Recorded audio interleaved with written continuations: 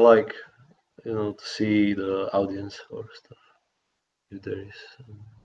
Hello and welcome back to Church of Entropy live streams for another awesome conversation with a new guest. Now you'll have to tell me how we pronounce your name, because I noticed it's in an exotic language that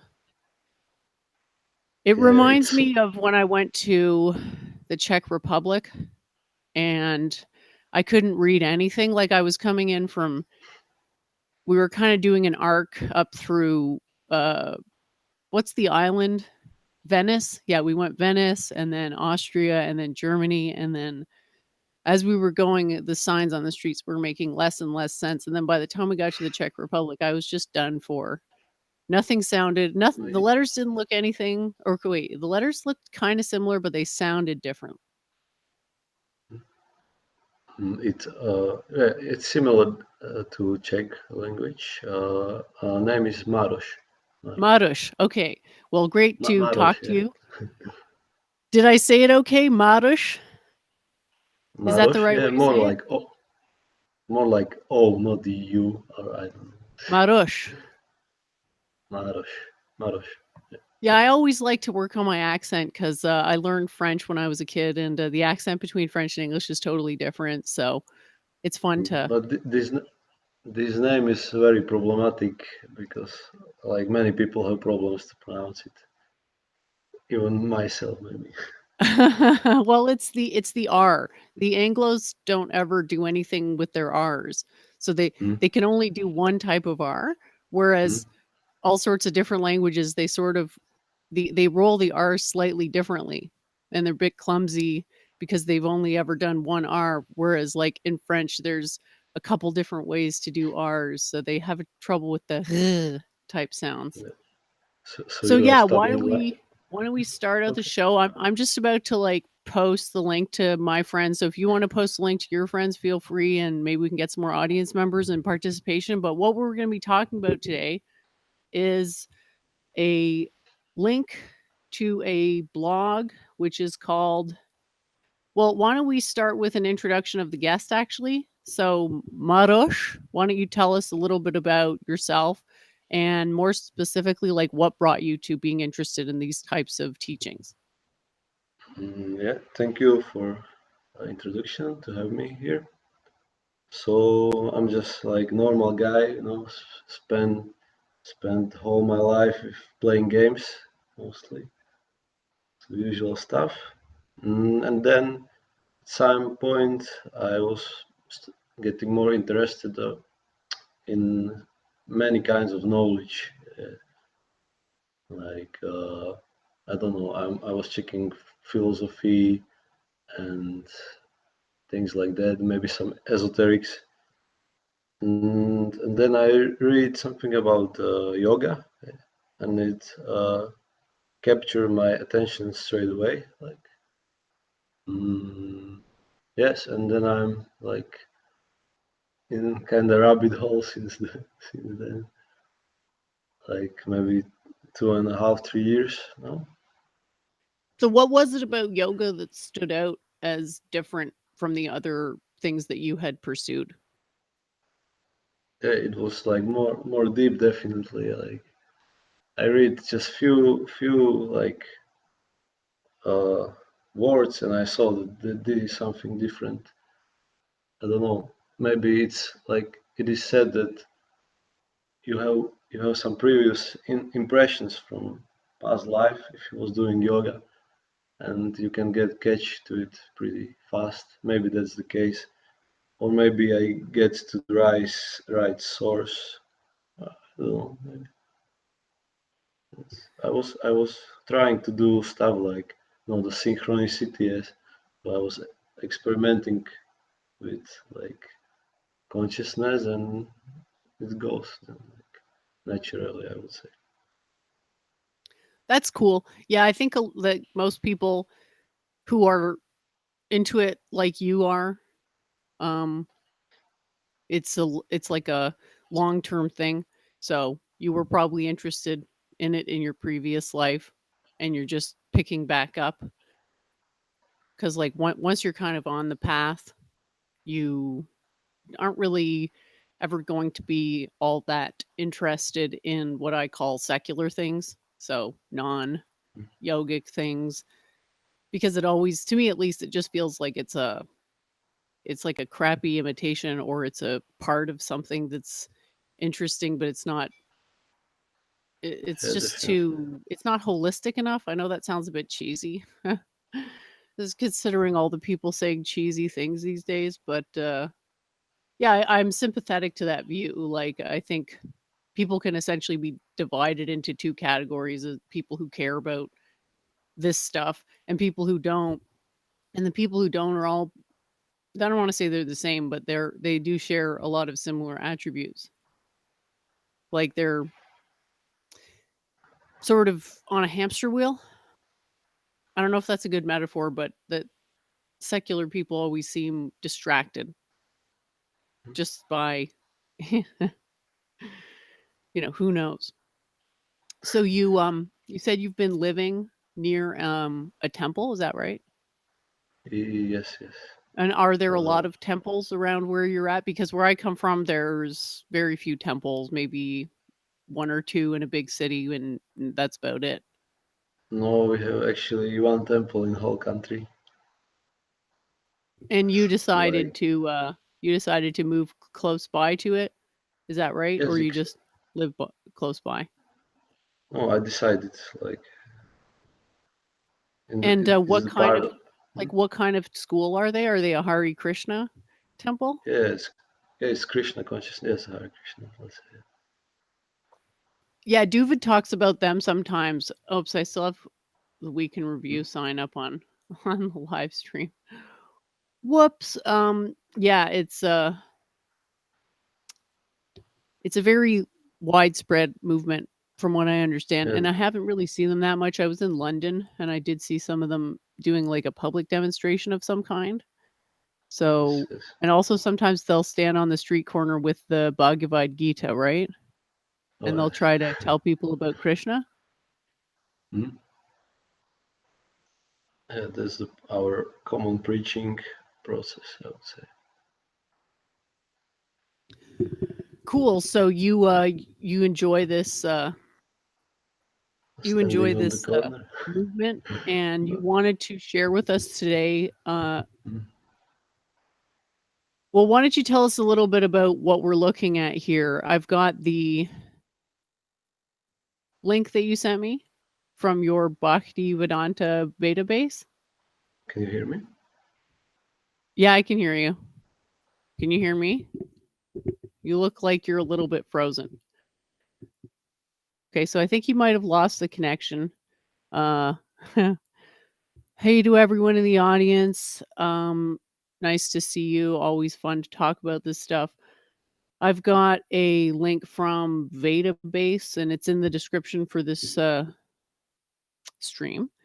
It's quote, probably best described as a sutra. And we were going to go over this during the show, but I'm not sure if maybe we lost Maroš or if he's going to be coming back. So we'll just give him a few minutes and we'll see if he comes back. So, yeah, people in the chat are talking about the election. Unsurprising.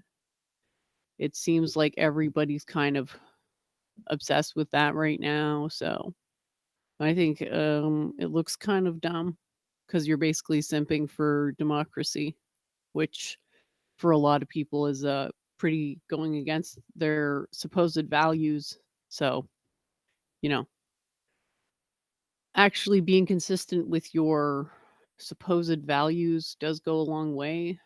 And once you stop being consistent and start to follow the herd of lemmings and care about things that have been going on for a long time, but now you just magically decided to start caring about them because now that you think that they affect you, it's just a little superficial, and like I don't really know what your point is. Yeah, but it's all about your default hypothesis, right? Like, what's the reasonable thing to think if this is all the information we have? What's the most reasonable thing? What's the most reasonable conclusion to draw, right? So maybe spend a little more time on that, a little less time going crazy over stuff that, you know, how much of this is actually validated. I've been skimming the evidence myself, and it's a lot of big claims and not a lot of evidence. A lot of cherry picking and not a lot of statistical analysis. And so to just jump to whatever conclusion because it seems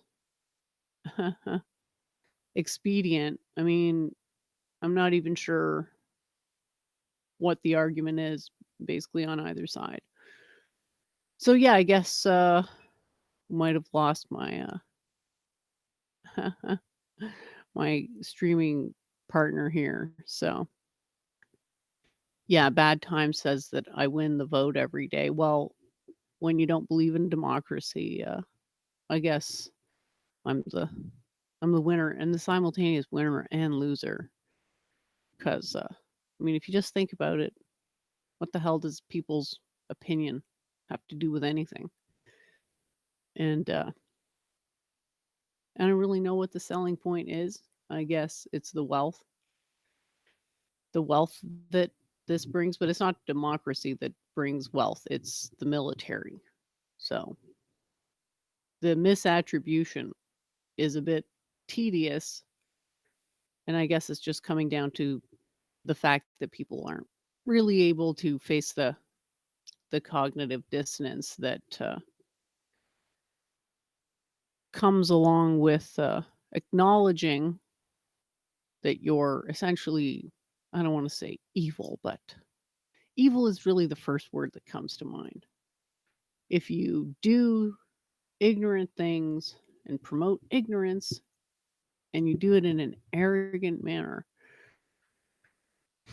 is there a better word than evil for that? I'm not sure that there is. So, got to get out of that bubble of propaganda. It's like, in a way, it encompasses the whole world, but it really does start at the USA. And they're sort of dictating cultural cues that everybody else is more or less picking up on. You see this a lot in Europe, like this identity defined relative to America. It's like, well, we're not perfect, but at least we're not these horrible, evil Americans. And it's I guess it's boring. I mean, I guess this kind of explains why people where I come from don't really talk about politics much. And I guess they vote, but it really doesn't come up. So I'm just seeing if our guest is going to rejoin or if I'll just wrap up the stream right now. Because, like, I almost feel like arguing about this stuff is kind of taking the bait, right? It's like, well, if you're going to defend it, what are you defending exactly? The integrity of a process you don't agree with and have multiple times claimed not to agree with? So I think I think our guest is back. Hey, did we lose Sorry. you? You know what? If you have a low bandwidth, you can just turn off your video if you want, because it might be something to do with the bandwidth. But yeah, Mm, it's up to you. So yeah, you're back. We can talk about this sutra. yes. Is it a sutra that you have that you've sent me in this link? Yeah, it is. Yeah. It's yeah, it's from Srimad Bhagavatam. It's like main scriptures of us. It's basically Purana. Yeah. Mm. Many some schools don't accept it like scriptures, but usually yes, and it is also proven that it is scripture through other scriptures, but it's like a long process of proving it, basically. Mm. Well, you have two types of what you call scripture, Veda and Purana, right? And Veda's the source, and Puranas are common, like you can think of them as commentaries or stories or poems that Yes, yes. if you you can Mm. trace it back, like if you look in the Bhagavad Gita, Krishna does refer to the Vedas. Do you know what I'm talking about? Yes, I think yeah, I know exactly the word. Like yeah, he's also saying he's a creator of them. But,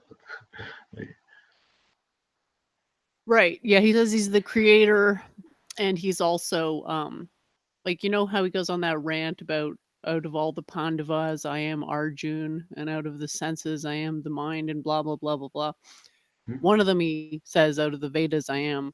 I'm not sure which one of them. He says that he Samaveda. is. Yeah, Samaveda is like one part Right. So because when you're talking about Veda, you're yeah, talking about four books, right? And they're not really yeah. books because they're oral traditions, so they're um, almost like a poem, but not really. That's a recitation that's memorized. Hmm? So that's But how it used to actually be. it was first it was only one Veda, like in Satya Yuga, I think, and then it gets divided later because people get stupid, let's say more stupid. So, like it said that in the Satya Yuga, all people was like Hamsas, like they was all on the almost transcendental platform, and like religion was almost 100% persons, and then it's degraded, and so the scriptures, like evolved, or how to say. Well, you know what I mean.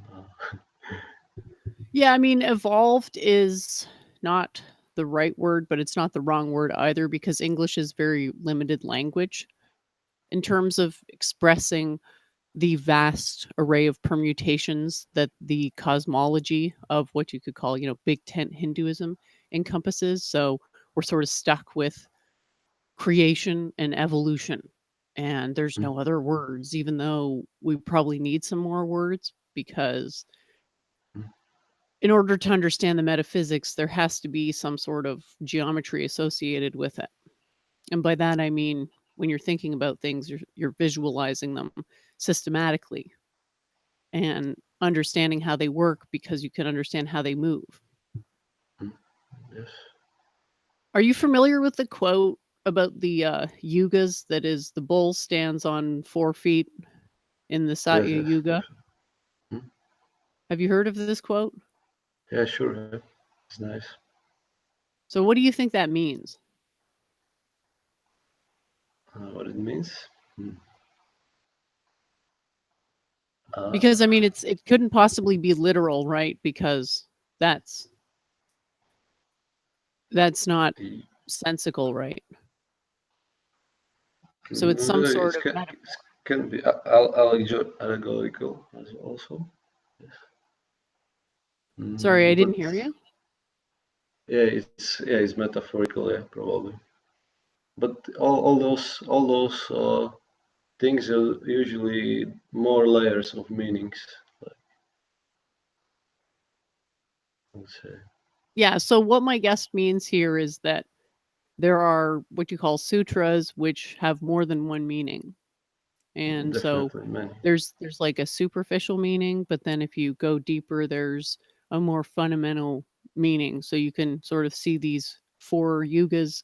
This idea about the Kali Yuga that people always want to LARP about is some type of metaphor that is taken literally and likely erroneous interpretations, but that there's some meaning to it. It's just not necessarily a straightforward interpretation of the meaning. Yeah, definitely. So we have a quote here. Do you have that link that you sent me? Did you want to read the sutra? Yes, I can. Do you want the Sanskrit also? Yeah, Or you just can if you want to. So just so the audience can see what we're displaying here, is that okay. we've got it written in Sanskrit at the top, and then we have what's called the transliteration, and then a translation. So the transliteration tells us how to pronounce it, and then there's a translation. So you can go ahead, Marosh. It's Yatamahanti Bhutani Bhuteshu Chavachishvanu Pravishtani Apravishtani Tatateshu Nateshvaham. And the translation is: O Brahma, please know that universal elements enter into the cosmos and at the same time do not enter into the cosmos. Similarly, I myself also exist within everything created, and at the same time I am outside of everything. Yes. Right. So this is probably actually a good example because I could see a lot of secularists saying that this doesn't make sense. And this is a criticism that has often been made about our religion, is that it's nonsensical. Right. So Mhm. Okay. why do you think people would think that this was nonsensical? Well, like there is obvious contradictory. I enter and I do not enter. Like Yeah, if so you, it appears to be a contradiction, right? yes. So what's the answer? Well, this is like uh, one of the core sutras or whole Bhagavatam, and from this, like many other verses are expanding. Like I would say, so this is like very complex verse, yeah. But basically, it says that there is some, I don't know, like prototype of those elements. They then the elements combine and gradually enters to on different platforms in manifested reality. So, I think this is actually a good example because it is really it's really not obvious. And I think, I mean, at first pass, it appears to be a contradiction. And is there a universe in which this is not a contradiction? So I'm trying to pull up one of my images that I have, and I'm not sure where I stored it, but it's a really good example. I just have to see if I can. I got to go through like hundreds of images here that I have, try to find where I put it, because I don't think my explanation is going to make any sense without a diagram. So are you able to pull up the live stream on your computer? Can you see it?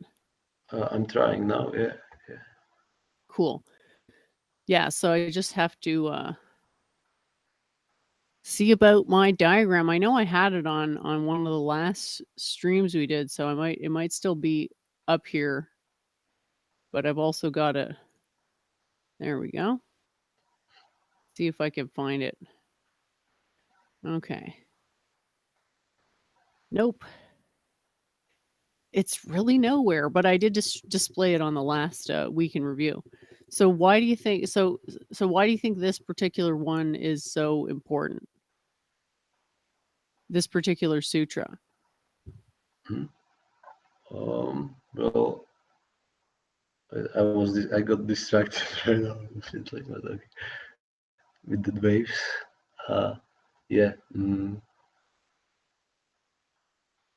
Because it shows showing some fundamental principle mm, of working, mm, like the relativity of whole creation and localized aspects. I would say.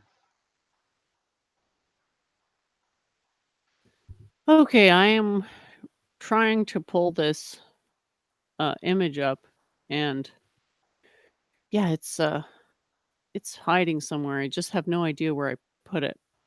So I'll just do like a, what do you call it? Screenshot of somewhere where I know that it already is, and I'll pull that screenshot up on the. So we have this universal creator God, and a lot of times people want to LARP in this direction with the impersonal God, but I think it's kind of important to realize that maybe we just don't quite understand what these people meant when they said God, because we don't want to make the mistake of superimposing our own expectations on what the teachings are, because we're going to miss the actual teaching. So the important thing to remember is that it's impersonal. There's attributes to these teachings that are impersonal. So we think Mm, about this. Okay, so I finally got it. Have you got the stream displayed? I don't know if you can see the picture that I'm displaying right now, but I've got it on the screen. And so we went over this idea on the last show that I did, and or maybe it was the second to last show. It was week in review, and we sort of talked about how the sphere is what causes matter to arrange itself the way that it does. So if you think about what he's saying, I mean, we could say that the same thing is true for the sphere. So let's go back to this sutra and look at it. The universal elements enter into the cosmos and at the same time don't enter. So the sphere is in the cosmos, but it's not in the cosmos, right? The sphere dictates everything, but we can't observe a perfect sphere. Is that a contradiction? No, it's just the information that fact holds is that the universe is made up of things that one of the rules, the structural rules of those things, is that observations are the same as waveform reductions. And a waveform reduction is a crumpling of a potential that is originally spherical, but as soon as you observe it, it's no longer a perfect sphere. So if you think of like even material things like a physical sphere, you can create an object that looks like a sphere out of, let's say, metal, but it's never going to be a perfect sphere, right? Because if you zoom in close enough, you're going to see irregularities. So that's going back to it. I exist within everything created. So the sphere exists within everything is created, but at the same time, it's outside of everything. And that's true of the sphere. It is outside of the range of what we can observe, right? So by showing an example that lines up with this line of logic, we can show that it's actually it is good logic. It's just very subtle. And so to the uninitiated, it comes across as contradictory or confusing. And I think that's why maybe some people have called the teachings nonsensical. But I think without an interpretation that's sort of solid, it is going to be not something that people can really take very seriously. Because I think you could make the argument that there's a positive benefit lifestyle wise, but then to go the other step and to say, well, actually, this is superior knowledge on top of being a better lifestyle. We have to be kind of serious about that. Like, what do you think about the people who go to temple? Would you describe them as serious scholars or more just like social club? You have different kinds of people, everywhere. Some are serious, some are less serious. Mm, yeah, pretty much. Because, like, this process of Krishna consciousness is not only for scholars. We dancing, we have like food and social stuff, yes, and mm, Yeah, so actually, you could mm, maybe describe it as like a sort of Christian type of Hinduism. well, it is monotheistic, yes. So What did you say? it is monotheistic. Oh, monotheistic. Mm. Yeah, so the fact that they're focusing so much on the monotheism angle is sort of a very Christian thing. Like Uh, well, caring let's whether put, something was monotheistic seems to be very much an Abrahamic thing. yeah, I'm like not you really said, clear to me what they mean by monotheistic. I think they mean that there's just one God, I guess. I yes, like okay, like you put some explanation of this sutra, and that was basically what Advaita says, yeah. But our philosophy is called like Achinta Beda Beda. That means it have aspects of Dvaita and Advaita combined, I would say, yeah. And they are like dynamically interchanging. So you presented explanation of just like partial for us, I would say. But yes, many of us are focused on that Dvaita side, this Christian side, I would say. But it is not complete either way. Isn't the Christian side the Advaita side because they're non-dualists because of the monotheism thing? Yeah, but actually, what Christianity is in Vedas is Dvaita actually, because there is a God and His creation, and that is going on like there is exchange of, and so there is Dvaita and So when you're making Advaita. this distinction, you're saying the Advaita perspective is that God and the creation are inseparable, and the Dvaita perspective is that they are separate. Is that Yes, right? yes, and basically you can see it in this sutra also. Yes, The and Advaita side, yeah, I've spoken to some Advaita people, and they all seem, not all of them, but like a lot of them seem kind of not very intelligent. yeah, well, Yeah, it's not very like complete. Yeah, let's say. Well, I mean, I think it's, it only goes so far. It is sort of lends itself to what Duvid calls the Mayavadi fallacy, which is just this sort of assertion that you could speak on behalf of God because everything is God. And I don't think that's a very credible assertion. No, So no. But I think this is basically where the criticism is coming from. It's like, yes, it's the better to Mayavadis are. demonstrate knowledge first and then start dictating to people what they should do rather than dictating what people should do. Then, why would anybody listen? Yes. So basically, in our philosophy, we are God. Yeah, let's say from that Advaitin side, because everything is God. But at the same time, we are not. Yeah? So the potency of God is differently manifested in us, I would say, just partially. Yeah. So it's like a uh, range of people. Maybe some people have 10% Krishna consciousness, and some people have 90% Krishna consciousness, kind of thing. Yes, basically.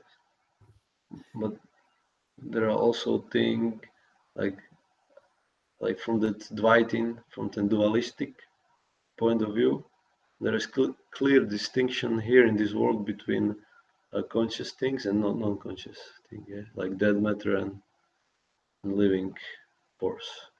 Yeah, that's actually a good example of why that particular distinction doesn't really go far enough to explain what's actually going on. Because if you define, I mean, there's two different definitions of consciousness. One is Advaita and one is Dvaita, which, for those of you who don't know, these are the Sanskrit words for non-dualistic and dualistic. The A suffix means non, usually. And so, I mean, what's the answer, right? Is everything conscious? Yes, basically, absolutely yes. Right, but no one's going to agree with that. No secularist is going to agree with that, even if it's true. And whether it's true, as we know from previous streams, always depends on how we define it, right? It's where your standard of consciousness is invoked. So if I say my standard of consciousness is that life is conscious and non-life is not conscious, then that's Dvaita, right? Because I'm making a Yeah, distinction. but there's materialism basically because Well, I don't think I think people, when they say materialism, I mean, what does that word even mean? Like, what does it mean exactly? Does it mean secularism or does it mean scientific I would say, reductionism? It's not clear to me what that word even means. yeah, I'm not very good in these precise terms, like I would say, yeah. So yeah, something like that. They all think that mm, it's like atheistic that things came from matter, yeah. Okay, so you're saying that believing everything is conscious is a more theistic belief, whereas believing that only life is conscious and non-life isn't is an atheistic belief, sort of. Yes, but it's can go deeper also a little bit. Well, at some point you have to answer the question of which of these viewpoints tells us more information. Which of these viewpoints makes our interpretation of data most clear and most correct? And the answer is that the most correct interpretation of the data is that everything has consciousness. That's based on Yes, the most reasonable definition as consciousness yes, being waveform reduction. but there And is the so, thing that if you try to like put it this way, then you like objective, make it like object there. So then you're saying that consciousness is matter in some sense, you know? what I'm saying is that according to the Advaita perspective, and saying that consciousness is waveform reduction, is that what consciousness then becomes is a process, not an object. Okay. So Okay. what's the difference between a process and an object? Well, that is pretty complicated, I would say. But you can have like An object is something object fixed. moving. An object is fixed, okay? An object has a what you call a geometry. So if I talk about a sphere, you can imagine a sphere and you're imagining an object because you're talking about a geometry. Whereas a process is some type of movement in some type of cycle because everything in the universe is cyclic. So when you're describing a process, you're describing part of the cycle. And when you're describing an object, you're describing the thing that is undergoing the cycle. And so those are two different things. And so consciousness has to be understood as the process of waveform reduction because that's actually what it is. However, by using that definition, you end up with a universe where everything is conscious. And that's the problem with Advaita at the limit, is that it produces results that appear to be illogical, contradictory, or nonsensical, which is, I'm not criticizing this. I'm not criticizing the sutra. I'm just stating a fact that Vedanta, right, the logical, strategic pursuit of truth, is not very easy to understand, is it? It's filled with things that appear to be contradictory on first glance.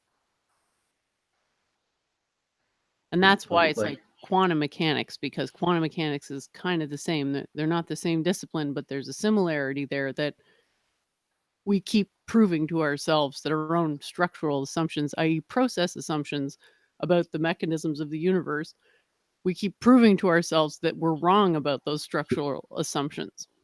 And so we keep having to go back to try to change those assumptions, but we don't change them correctly because how would they know what to change the assumptions to? I mean, I know a lot of physicists have said things about the Veda, right, and about the Gita and things like that, but that doesn't mean they were actually Vedantic scholars, right? Yes, definitely. There are like 800 different interpretation of Gita, I say, and they are mostly like wrong, basically. Yeah, and that's a problem, right? Because the wrong interpretations sometimes sound really nice to people, and they go along with the wrong interpretations because they sound nice, and then there's no way back to the right interpretation. How do you get there? And it seems to me that without knowledge and discernment, that there's no real way to, well, it would be discernment because you don't have any knowledge to start out with, but without discernment, how do you get there? And discernment involves invoking dualism, because discernment is telling the difference between two objects or two processes, because that's what the whole universe is objects and processes, right? If everything is cyclic, then these cycles consist of things cycling and what the cycle itself consists of, sort of two sides of the same coin. Yeah, but I would like point one thing. Like you have this like subtle body in what is a subtle body, and it is like false ego, intelligence, and mind, and that is basically everything what you're describing, like what is going on. So like the object is like the false ego, I would say, mm, and then different movements are like intelligence. Okay. But then there is like the question, where is the mind there? Like, what is the experience in those processes? You know, like you have object and movement, and there is missing like the experience, I would say, or um, Yeah, I mean, that all sounds good, but how are you going to prove that? I mean, people expect things to be demonstrated to a certain standard of proof. And I would just invoke the koshas and say, well, what are the koshas? And the Vijnanamaya kosha is the most adjacent to the Anandamaya kosha. So doesn't that imply that you have to go through the Vijnanamaya kosha to get to the Anandamaya kosha? And Vijnana Maya has to Well, do with discernment. well, no, that's the question. Like, The question is if there another, such a thing as a meaningful non-dualism without going through the path of dualism? And the answer is no, unfortunately. You just end up in this well, state of pleasurable distraction, one of the 5 states of consciousness described by the Buddha. yeah, but there is one thing. Like, if you take the Ananda Mai kosha, then you can say, okay, it can be like cognizant, yeah, like that is intelligent on his own, like, so that implies that it can do whatever it wants with the rest of the field, basically, like changing the rules Yeah, and but stuff. what is knowledge, right? What is in this context? What does it mean by knowledge, right? It's more talking about like the cosmic mind, right? Like the universe knows how to keep itself sort of running. That has nothing to do with what we understand as intelligence. Like the the Anandamaya kosha is literally the photonic field associated with consciousness. And so, how do you determine what is the nature of this field is by discerning it from all the other fields. And so, again, it just seems like the need for some type of dualism is there's a need for it. Yeah, basically you cannot do nothing from our position without dualism. You always interacting somehow with environments, let's say. But I would say that the universe as an entity is non dual because it only contains space time events. And so, if it only contains space time events, then there's no dualism because there's nothing outside of these space time events, right? So, on that level, we do live in a non-dualistic universe, but that doesn't mean that we can skip the step of dualism because we still don't really understand what space-time events are.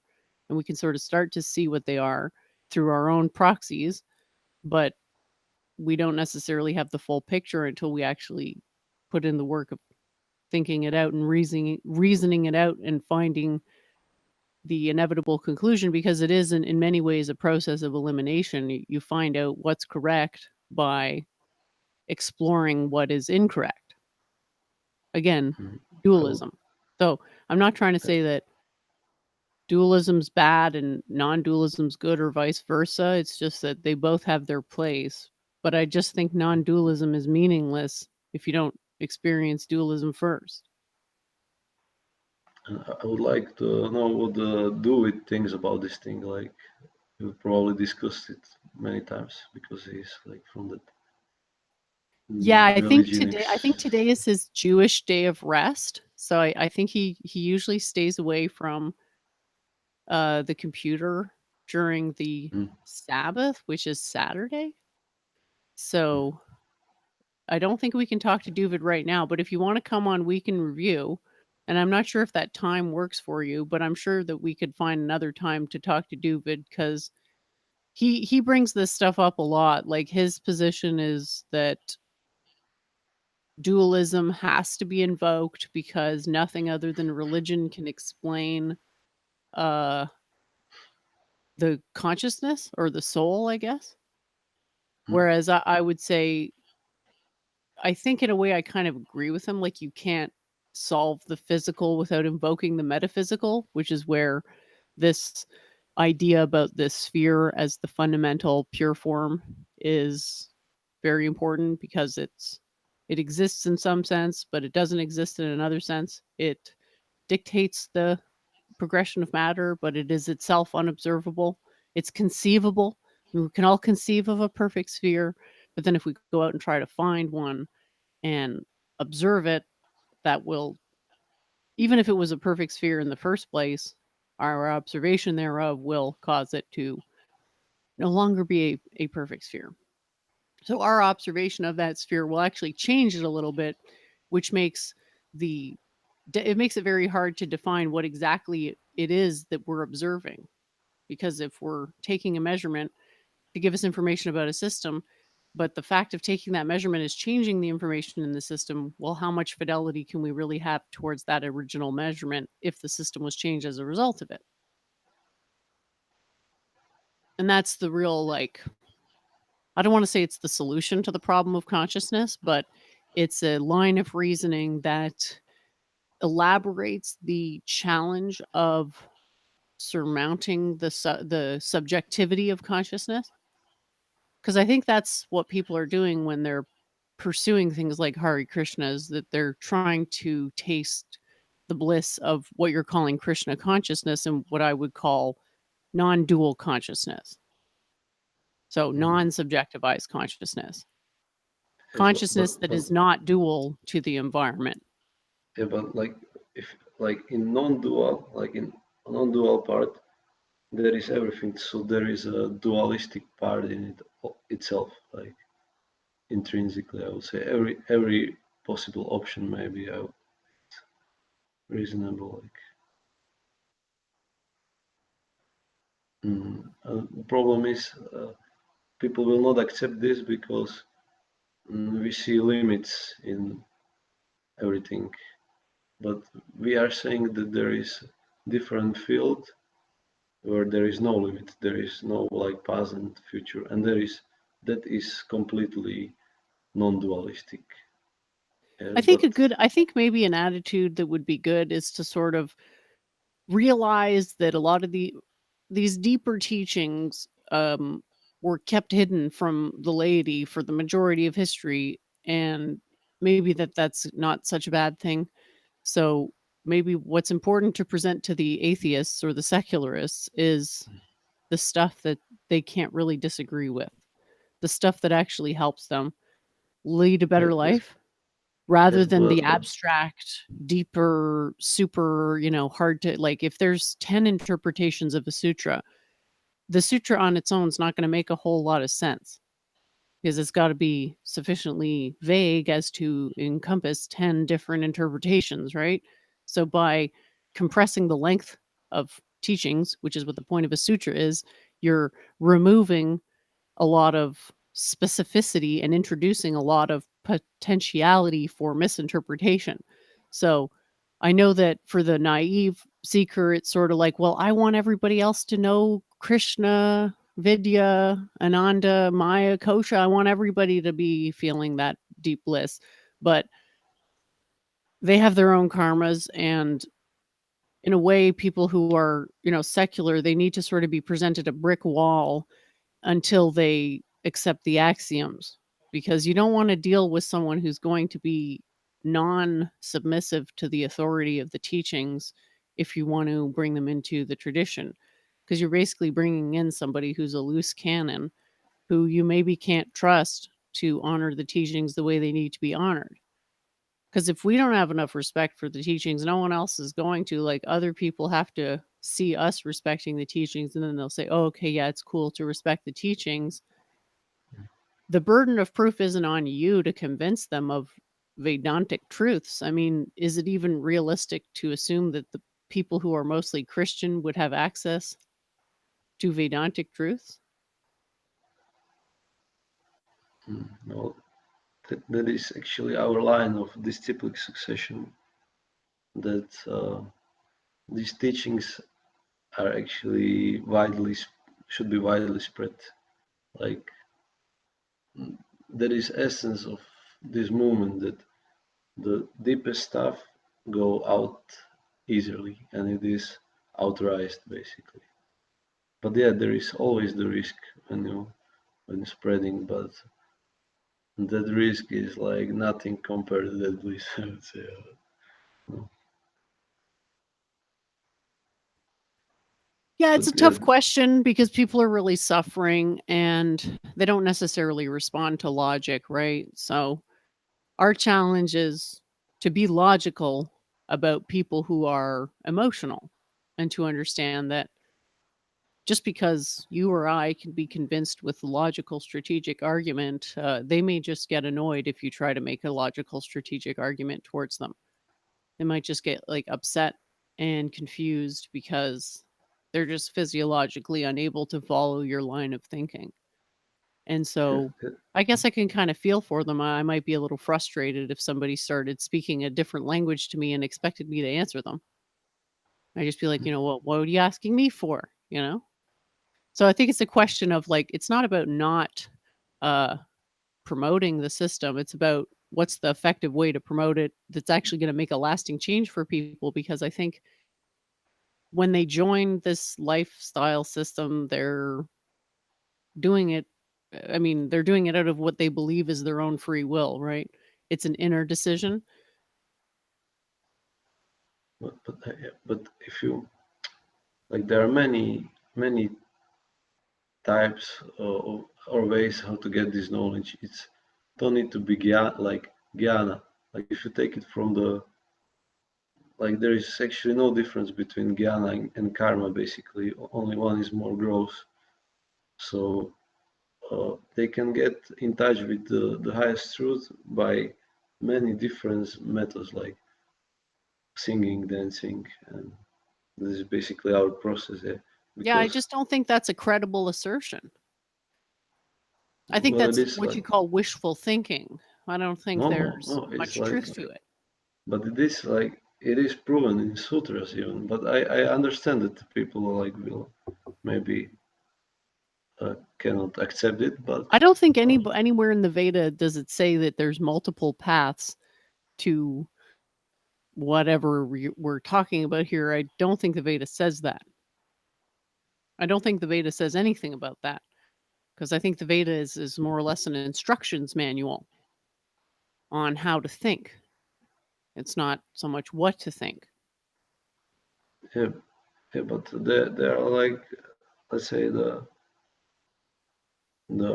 hidden things, I would say, but Well, yeah, in there's the tons of Vedas. hidden things, and they come out through viveka, discernment. They come out through inner work, which is very Yes, hard to do. People are used to only looking out. And now you're telling them, well, you got to look inwards. And then they're saying, well, why? It's scary in there. You're contending with people's deepest fears, which is to look upon the source of their consciousness. Now, why does that inspire fear?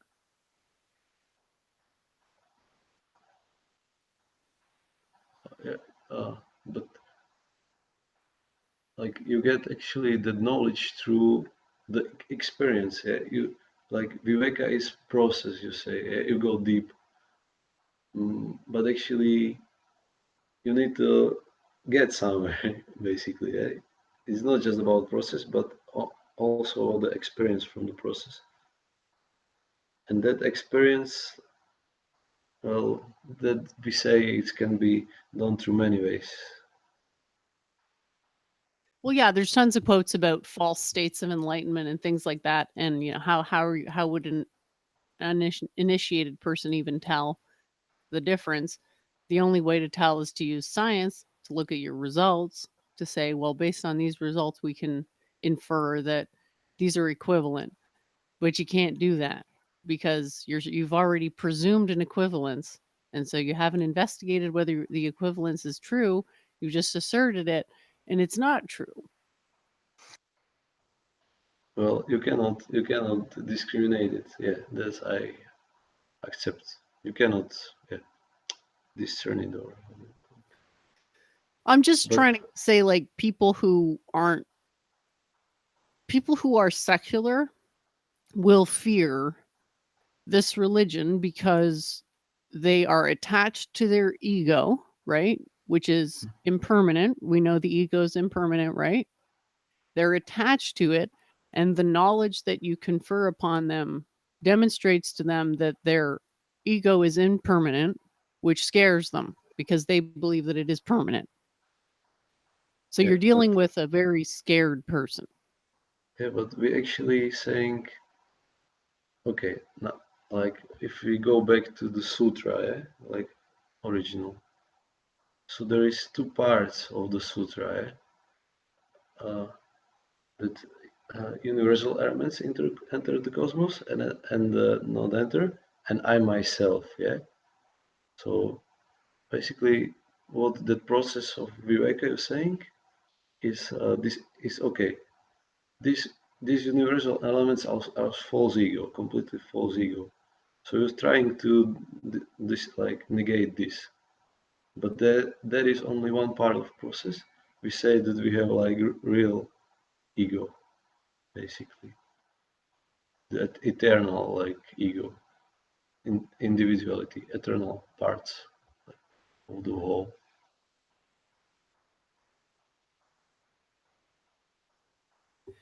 Cool.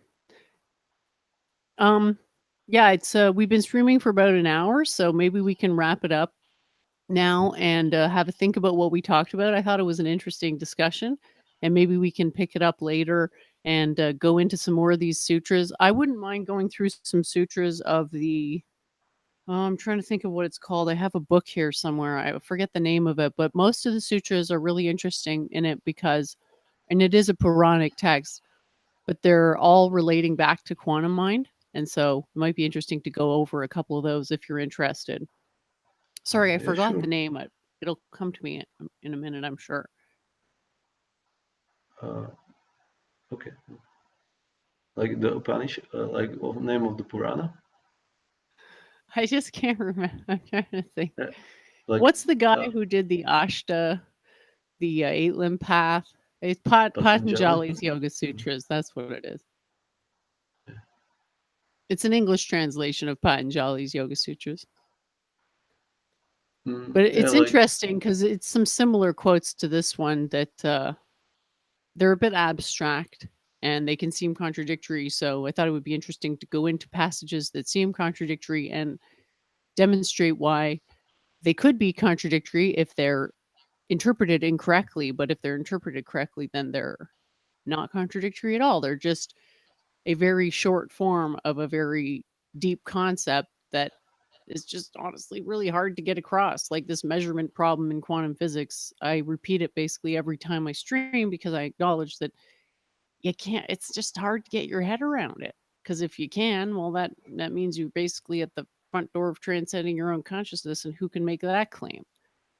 And hi, Ashton. Nice to see you. Hope you're well. Haven't heard from you for a while, but I hope everything's going good, and I hope to chat with you soon. So, yeah, did you have any last words, Maroš? How'd I do? How'd I do on yeah, pronouncing your name? it's okay, It's getting okay. better. Like a C plus or a B minus? Yeah, something like that. But it's very, very hard, very hard. So,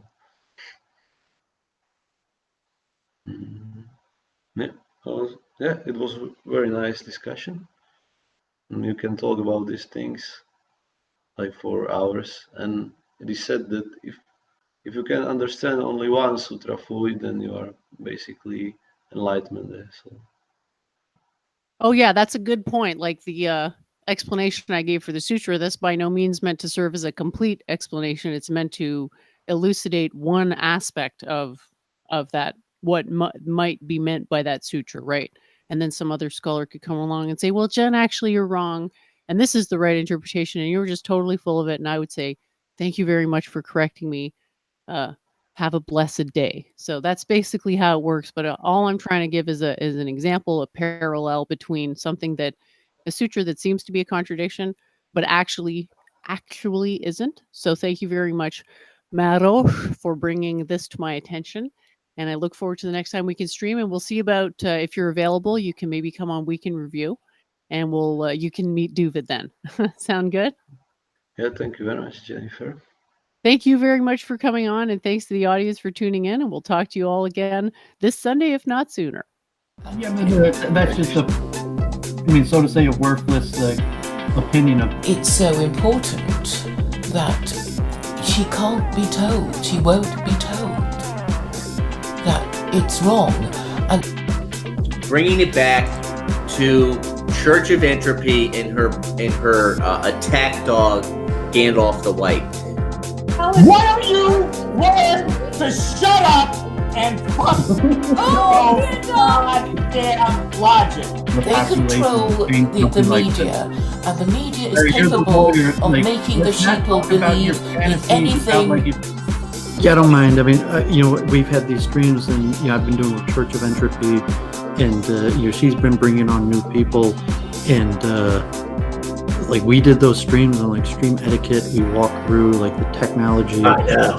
I have like very strongly negative opinions of the kind of Brundle clique. Is she trying to garner herself cult prestige by associating herself with a retard?